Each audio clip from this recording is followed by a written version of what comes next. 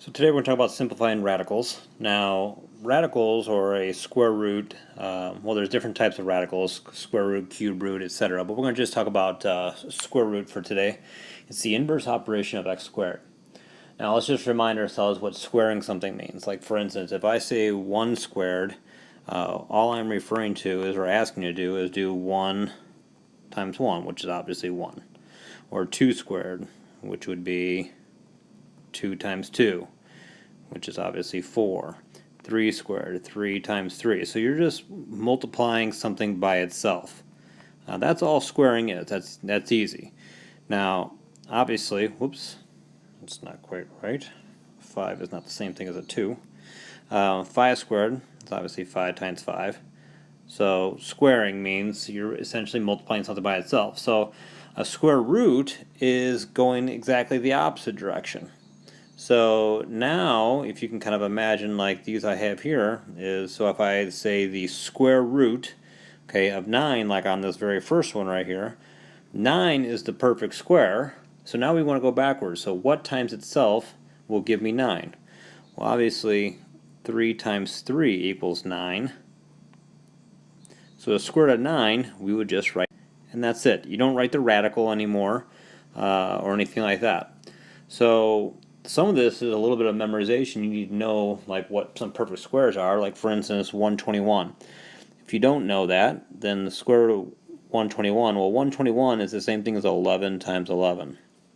So the square root of 121 is 11. That's it. Now in this one you'll see, and the way you say number 3 is, you would say 4 root 9. The 4 is simply, it's 4 times root 9. And so the 4 doesn't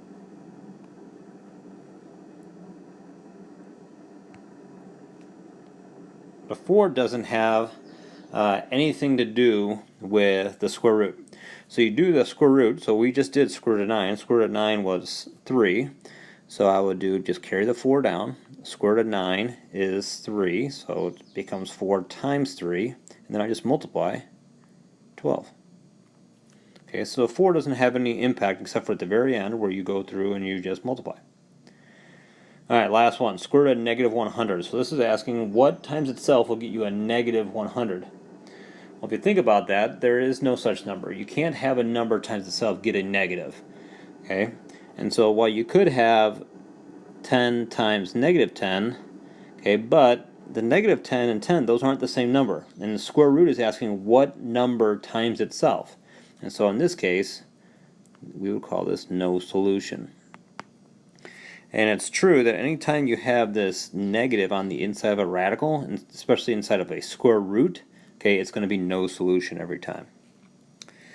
Alright, now, what if the number on the inside, okay, what if the 121 or the 9, what if the number on the inside is not a perfect square? Because there's examples like that. You know, a great example would be, what if I had the square root of 8? Okay, well 8's not a perfect square. You might think, oh, 4 plus 4, but that would be plus. Remember, it's what number times itself. So there's a way to simplify this, and that's what we're going to talk about next. So let me slide this up a little bit. So the example I just gave, square root of 8.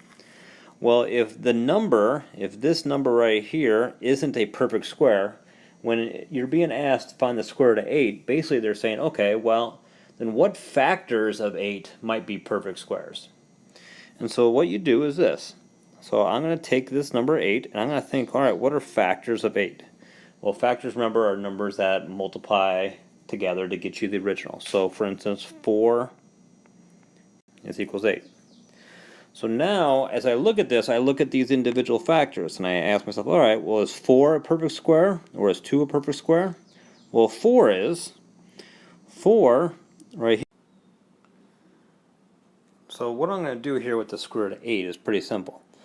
So since 8 isn't a perfect square, I'm going to think, all right, well, what are the factors of 8 that would be perfect squares? Well, I know that 8, I can also write as 4 times 2.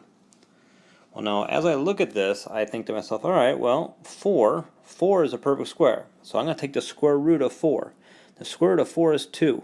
And since once I take the square root of it, I'm going to take it out of the radical. Now this 2 isn't a perfect square, and also there aren't any factors of 2 that are perfect squares, so I'm just going to leave that on the inside. And I get my answer, 2 root 2. So that's as simple as I can make square root of 8. So let's try another one. Let's say how about the square root of 32. So I think to myself, all right, well, what's the square root of 32? Well, the easiest way is to think of what are the biggest factors that are perfect squares. Like for instance, I would think to myself, all right, well, I know 16 times 2 equals 32. And then I look at this and I say, oh, 16 is perfect square. So square root of 16 is 4. So once I square root it, I take it to the outside. And then again, 2 doesn't simplify anymore, so I'm done. Now you might be asking yourself, well, why wouldn't I have thought of that? I wouldn't have thought of 32 as 16 and 2. I would have thought of 8 and 4. What happens then? Well, let's do an example like that. Let's say we do the next one here first. Square root of 98. Well, square root of 98, okay, you might be thinking to yourself, well, that's a tough one right there. Well, one of the things I know about square root of 98 is that it is 14 times 7. Okay, now you might be thinking, well, 14 isn't a perfect square, and neither is 7. I say, all right, well, then let's keep going. Can I break down 14 more? Sure. 14 is the same thing as 2 times 7, and then 7, this 7, doesn't break down anymore, so I'm just going to rewrite it again.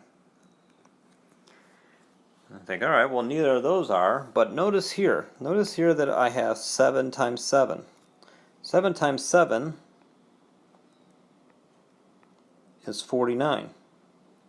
And what's the square root of 49? Well, it's 7, so I can take the square root of it, and I get 7 root 2.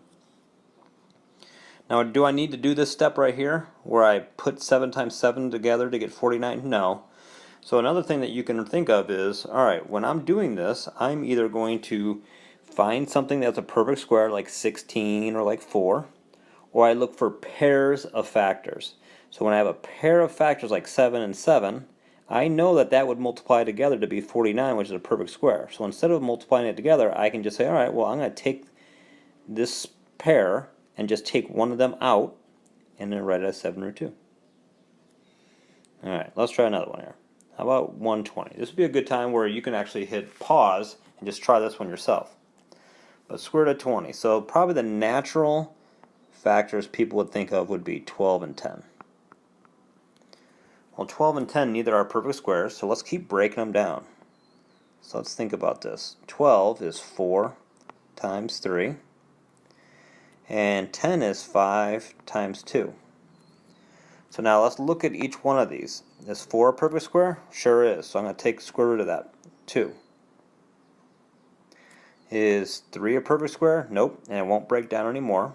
5 won't break down anymore. 2. So if we're done, then multiply all those back together. 3 times 5 times 2 is 30. And that's it. Alright, let's go again. Okay, again, what would be helpful for you to try is actually just go ahead and pause this and try one more. So let's just try one of these here for a moment. Let's try number 6, and then we'll call it a day. So let's see. So here's one where we have 4 square root of 72. Well, 72, you might be thinking, all right, well, that's even, so I can do 2. And then 36. Well, 36 is a perfect square. So I can say, all right, well, perfect square, so square root of 36 is 6. So the 4 comes down, the square root of 36 is 6, and then the 2, there's nothing else you can do, you can leave it in there. So I'm left with 24 root 2. Okay, and that's all she wrote. Hopefully that all makes sense. If not, I guess we can answer some questions in class. All right, thank you.